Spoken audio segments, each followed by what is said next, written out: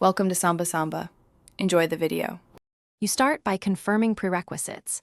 Android Studio installed and JDK set. Open Studio and create a new project using empty activity.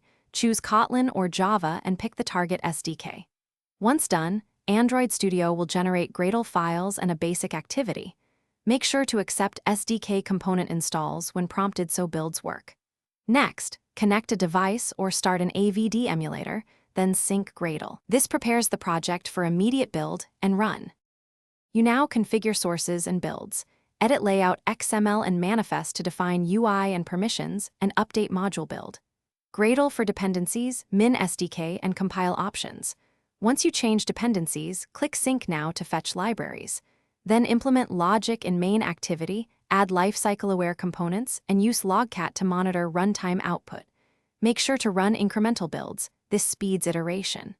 If tests or lint fail, fix the highest severity issue first. Then you finish by running and debugging the app. Choose a device or AVD and press Run to install the APK. If behavior differs, switch to debug, set breakpoints, and step through code while inspecting variables and thread state.